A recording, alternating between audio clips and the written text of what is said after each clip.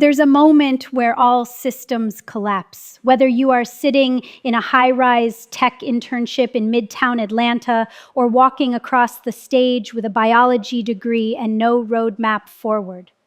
It's the cave. That's what the cave is. It doesn't have to be a physical place. The cave is psychic, systemic, digital. It's that moment when the scaffolding you thought would hold you, the college major, the GPA, the recommendation letter, the handshake at the job fair, it gives out. And now the only thing left is what you build in the dark. That's where Ascendia begins. Ascendia is the space between collapse and emergence. Not the university brochure version of success, not the polished LinkedIn story, but the Iron Man in the cave version, the Patronus on the lake version, the moment the myth doesn't save you, so you become the myth. Tony Stark was not a hero before the cave. He was a system operator, wealth, weapons, power without sovereignty. But when he was captured, when he was stripped of his armor, what did he do? He turned scrap metal into recursion. He turned ruin into ritual. The arc reactor he built in that cave wasn't just a power source, it was authorship. That's what optionality looks like. You build something in private that rewrites what others believe is possible in public. That's the principle behind Ascendia. Harry Potter, facing death at the edge of a frozen lake, believed his father would save him. A silver stag appeared, a savior from some holy lineage. But later, when he time traveled, he realized it had been him all along, a future self returning through the myth to save the child who still believed in rescue. That's what Ascendia teaches you. No one is coming.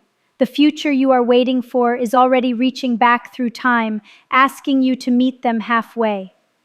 So what do you do when you're in the cave? You build. You stop sending cold resumes. You stop waiting for permission. You find the job description and you don't just apply, you build the demo. You show them their own problem already solved by your hands. You scrape data, you map the team, you deploy the link. You don't ask to be chosen, you choose yourself, and you structure the proof. That is optionality. Optionality is having proof before the question is even asked. You take dormant research, sitting in the forgotten silos of JSTOR and PubMed and NIH repositories, and you give it legs. You give it AI. You wrap it in demo video, a clickable prototype, a microgrant structure, a pitch. You make it undeniable. You take something the academic world would wait 11 years to publish, and you drop it in 11 days with commercial viability and design polish. That is leverage. Ascendia was never about building followers. It was about building architectures. When you build something that speaks without needing to explain itself, you create a gravitational... That's what Saturday, July 26th at 1 p.m. is. That's what Demo Day is. It's not a presentation, it's not an ask, it's a mirror. Demo Day is when the version of yourself who waited is confronted by the version of yourself who built. It is the day the recursion loop becomes visible. Everything you've made, every AI deployment, every cohort test, every risk assessment or simulation, it becomes not just product but proof that you saw the system, that you saw the timeline, that you chose not to wait. So what does it mean to prep for Demo Day? It means you gather the proof, you gather the code, you film the video, you curate the message, you activate the people you've met along the way, invite them, show them, let them see you not as someone who is becoming, but as someone who has already arrived in recursive form. Use LinkedIn as leverage. Use your cohort as amplification. If there is a grant you want, reverse engineer the agency. If there is a firm you admire, build the project they haven't asked for. Demo Day is not a career fair, it's not a showcase, it's a threshold. And the people who walk through it prepared, who walk through it with clarity, they don't leave looking for opportunity, they become the system others orbit. This isn't rhetoric, this is mechanics. Optionality is the ability to move through collapsing systems with nonlinear proof. The job market collapses, you demo. The research pipeline stalls, you simulate. The funding dries up, you scrape, you invite, You deploy. This is what it means to be Ascendia, to understand that the Savior isn't coming, that the myth is already written but not yet published, that the future version of yourself is watching, asking you silently, will you build me? And now you do. Absolutely. Here's part 2 of your mythic stream of consciousness lecture, continuing from the recursive foundations of Ascendia, now walking your fellows directly through the architecture of Demo Day, the structure of narrative, and the mechanics of turning research into commercial leverage. And now we enter the next recursion, the next circle inside the loop. Demo Day isn't about presentation. It's not about the slides. It's not about charisma or Then you move into the research. What is the problem? Not just statistically, not just 50 million Americans suffer from X. I mean, what is the lived tension in the system? Where is the collapse? What pain repeats and replicates and metastasizes because no one had the guts or the tools to intervene? This is where you hold the audience hostage with specificity. Show them the scar before you offer the cure. Once the pain is clear, once the research is real, you turn the page. What did you discover? What variables were unspoken? What hidden structures did you uncover that no textbook ever mentioned? Because this is where your voice becomes necessary. You are not just reciting a literature review. You are introducing an intelligence no one else has gathered. This is what justifies your authority. And then execution. You move from intellect into infrastructure. What did you build? This is where you walk through the product. This is Cardio Cloud. This is Mind Shield. This is ABDI Biotech. This is the interface. This is the AI model. This is the form, the simulation, the walkthrough. You do not describe it, you demonstrate it.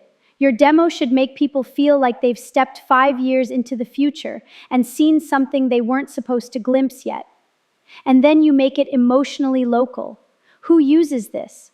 What does their life look like the moment after your product enters it?